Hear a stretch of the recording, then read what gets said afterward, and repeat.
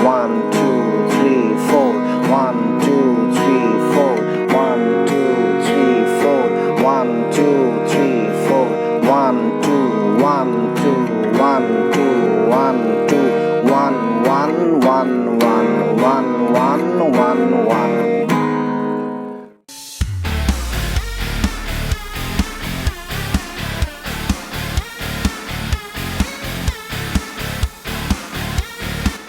Hello বন্ধুরা, সবাই কেমন আছেন? আশা করি ভালো আছেন। আমিও অনেক ভালো আছি। আজকে কিন্তু আমরা অনেকগুলো ফিঙ্গারিংয়ের ক্লাস, ফিঙ্গার এক্সারসাইজ করে কিছুটা কর্ডিং শিখে আজকে আমরা পৌঁছলাম এমন একটা ক্লাসে, যেই ক্লাসে আমরা এমন একটা টাস্ক নিয়ে আলোচনা করব যেটাতে করে আমাদের রিদমের যে ক্লাস 1 সেটাও বলা যায়, আবার কর্ডিংয়ের একটা ক্লাস হিসেবেও এটাকে নিতে পারি। কারণ হচ্ছে এই ক্লাসটা করলে আমরা কর্ডিংয়ের যে আমাদের সেন্স এটাও গ্রো হবে এবং রিদমের যে সেন্স এটাও আমাদের গ্রো হবে। আমরা এই ক্লাসটাকে বলবো স্ট্রোক প্র্যাকটিস। এখানে আসলে আমরা একটার পর একটা কর্ডের যে সম্পর্ক, এটাকে রিলেশন বলে। একটার পর একটা কর্ড যোগ হয়ে একটা 4টা 3টা 5টা 6টা কর্ড মিলে একটা রিলেশন বিল্ড আপ হয়। তো সেই রিলেশন বিল্ড আপ করতে গিয়ে আমাদের একের পর এক কর্ড চেঞ্জ করতে হয়। তো এই স্ট্রোক প্র্যাকটিসে হবে কি, আমাদের এই কর্ড চেঞ্জিংটাও হয়ে যাবে, কর্ডগুলোও মনে থাকবে। আবার কর্ড চেঞ্জিং হলে আমরা কিন্তু রিদমের সময়, গান তোলার সময় কিন্তু এটা আমাদেরকে অনেক বেশি হেল্প করবে। তো কথা না বাড়িয়ে আমরা শুরু করি স্ট্রোক প্র্যাকটিসের লিসেন। তো বন্ধুরা, আমরা কিন্তু ফিঙ্গার এক্সারসাইজগুলো করেছি আগে এবং আমরা বেসিক যে কর্ডগুলো ছিল মেজর মাইনর, ট্রাইয়ার্সের মেজর মাইনর আমরা কিন্তু করেছি। আমরা অগমেন্ট ডিমিনিশ পরে করব। আমরা মেজর মাইনরের কর্ডস করেছি, আমরা বার কর্ডস শিখেছি। তো এই পর্যায়ে আমরা বেসিক কর্ডস থেকেই কীভাবে স্ট্রোক প্র্যাকটিস করে সামনের দিকে আগানো যায় এটা আজকে ট্রাই করতে যাচ্ছি। তো প্রথমে আমরা একটা সহজ রিলেশন নেব, সেটা হচ্ছে এ মাইনর সি জি ওপেন ই, এ মাইনর সি জি ওপেন ই। এই রিলেশনে এই যে এ মাইনর সি জি ওপেন ই, এই রিলেশনে আমরা স্ট্রোক প্র্যাকটিস করব। আমাদের ডান হাতটা একদম মেশিনের মতো কাজ করবে, একদম সেম মেট্রোনাম আমরা অন করব, একদম সেম স্পিডে ডান হাতটা স্ট্রোক করে যাবে এবং প্রাথমিকভাবে আমরা 8টা করে স্ট্রোক নিয়ে কাজ করব। 8টা স্ট্রোক হবে প্রতিটি কর্ডে। তাহলে 4টা যেহেতু কর্ড, প্রতিটা কর্ডে 8টা স্ট্রোক মানে হচ্ছে মোট 4 কর্ডে 4 8টা 32টা স্ট্রোক। তাহলে আমরা এবারে স্ট্রোক প্র্যাকটিসটা শুরু করি। তারপর এটার মধ্যে কি কি সমস্যা আসতে পারে সেই নিয়ে আমরা আলোচনা করব।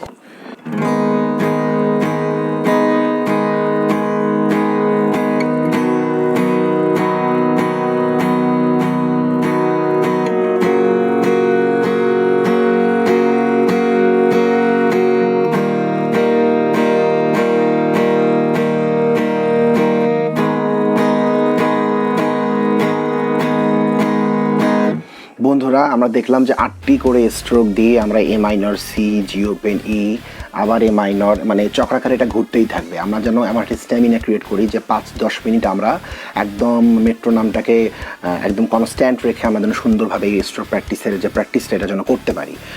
এখানে একটা কথা আছে, সেটা হচ্ছে যে আমরা কি প্রথমেই এটা ভালোভাবে অ্যাকমপ্লিশ করতে পারবো না? আমিও নিজেও পারি নাই। তো এখানে আমাদের প্রথম প্রবলেমটা কি হতে পারে আমি একটু বলে দিই। সেটা হচ্ছে এ মাইনর থেকে সিতে যাওয়ার সময় আমার কিছু স্ট্রোক নষ্ট হতে পারে। তো আমাকে মনে রাখতে হবে যে আমার ডান হাতটা কিন্তু থামবে না। ওকে, ডান হাতটা আমাদের একদমই থামানো যাবে না। ডান হাত থামলে কিন্তু গান থেমে গেল, রিদমটা থেমে গেল। তো আমাদের টেকনিকটা হচ্ছে আমার ডান হাতটা থামবে না, মূল মন্ত্র আর কি এটা। তো ডান হাতটা থামবে না, কিন্তু প্রত্যেকটা কর্ডে 8টা করে স্ট্রোক যাবে। যেই কর্ডটা ধরতে গিয়ে কয়টা স্ট্রোক নষ্ট হয়ে গেছে, মানে ধরতেই কয়টা স্ট্রোক পার হয়ে গেছে, সেইটাও কিন্তু আমাদের ওই কর্ডের যে মোট যে স্ট্রোক সংখ্যা তার মধ্যে গুণে রাখতে হবে। পরেরটাকে প্রভাবিত করা যাবে না। আমি একটু সহজ করে বুঝাই দিই।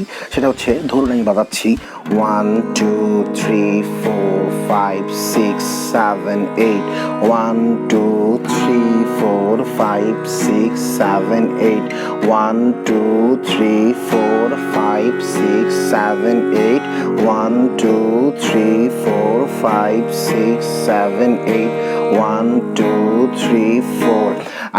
আপনারা দেখলেন যে এ মাইনর থেকে আমি যখন সিতে যাচ্ছি তখন সি ধরার সময় কিন্তু আমার 3টা স্ট্রোক নষ্ট হয়ে যাচ্ছে। হ্যাঁ, তো এটাও কিন্তু সি এর যে 8টি স্ট্রোক তার মধ্যেই থাকবে, অর্থাৎ আমরা ডান হাত কোনো ক্রমেই থামাবো না। এভাবে আমরা 8টা স্ট্রোক যখন আমাদের হয়ে যাবে, তারপর আমরা যখন 8টা স্ট্রোকের সাথে খুব সহজ হয়ে যাব তখন আমরা 6টি স্ট্রোকে প্র্যাকটিস করব, তারপর আমরা 4 স্ট্রোকে করব, তারপর আমরা 2 স্ট্রোকে করব, তারপর আমরা 1 স্ট্রোকেও করার চেষ্টা করব। তো কেমন হতে পারে জিনিসটা আমি একটু গুনে গুনে দেখাই। তাহলে আমরা আসি, আমি একটু ফাস্ট করার চেষ্টা করছি ভিডিও সুন্দরভাবে সম্পন্ন করার উদ্দেশ্যে।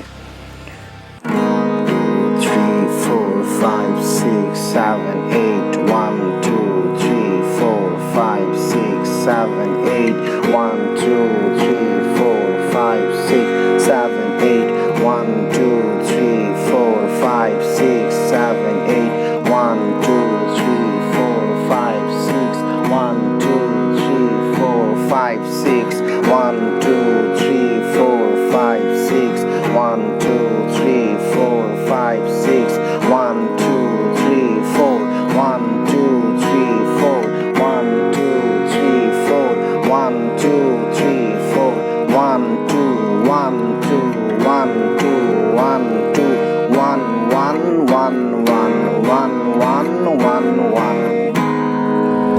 বন্ধুরা, তাহলে আমরা দেখলাম কিভাবে এ মাইনর, সি, জি ওপেন, ইতে আমরা বেসিক একটা রিলেশনে আমরা স্ট্রোক প্র্যাকটিসটা করব। এই সেম মেথড আমরা অ্যাপ্লাই করব আরও কিছু রিলেশনে, যে রিলেশনগুলো হতে পারে এমন: এ minor, D minor, G open, ই। আপনারা এখনই নোট করে নেন, তাহলে আপনাদের মনে রাখতে সুবিধা হবে।